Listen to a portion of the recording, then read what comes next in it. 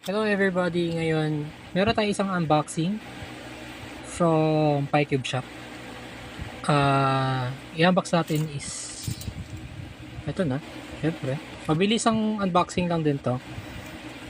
And check natin kung ano yun. Kung ano to. Isa lang siya. Yan. Ang pinakahihintay ko.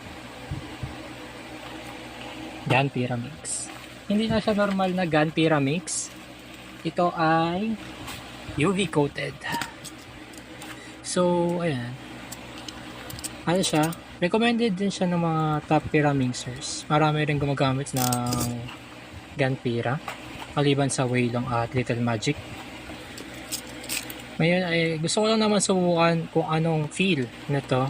Dahil nakasubok na rin ako nito ng kay Johnson. Shoutout kay Johnson Alvarez.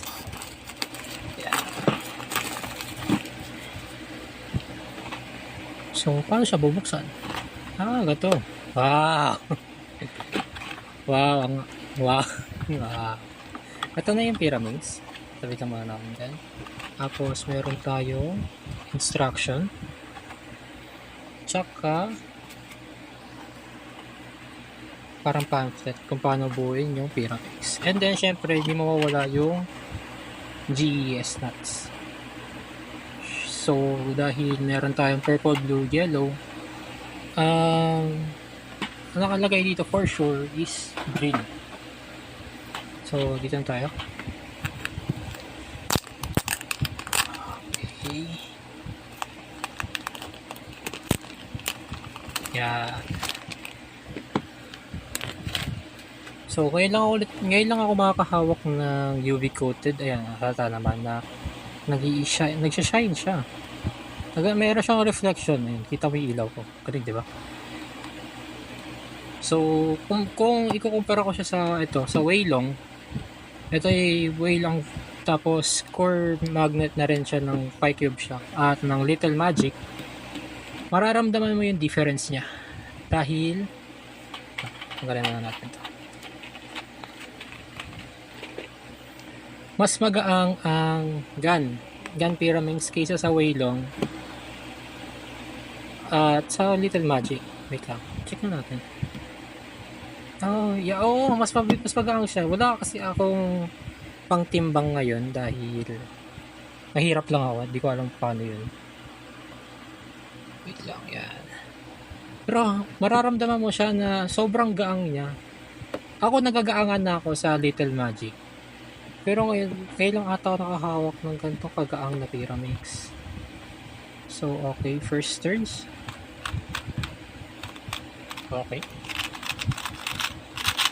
Okay. Andun pa rin yung typical gun feel na airy. Airy siya at check na natin to. Meron siyang dragon skills ba tawag nila dito? Honeycomb. Okay. Honeycomb yung nasa core niya. At sa pieces ay wala naman. So, check naman natin sa tips.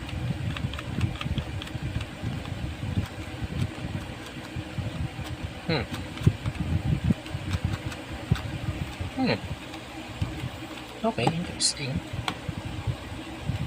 Kung kukumpara ko siya sa tips ng Waylong, mas mabilis siya. Pero sa tips ng Little Magic, mas mabilis pa rin ang Little Magic. Size comparison naman sa Waylong, sa Little Magic, same pa rin naman sila. Ayan. At sa Waylong, ayun, mas medyo maliit lang siya. Medyo maliit lang ang Gun Pyramix. Pero, overall, maganda siya. Ayan. Ayan. Maganda. So, check nga natin yung dahil ang alam ko, yes, core magnet na rin siya.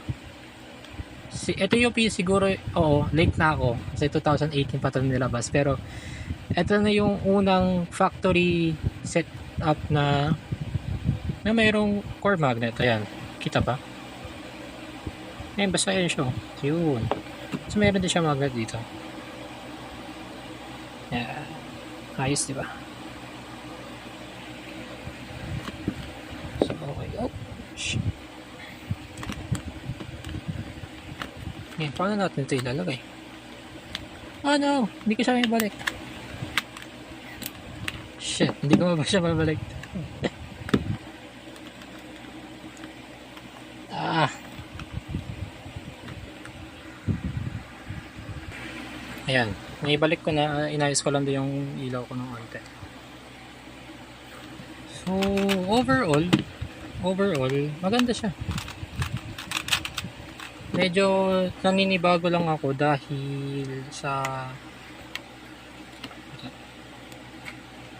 Naninibago lang ako dahil medyo slippery pa siya para sa akin dahil UV coated nga siya.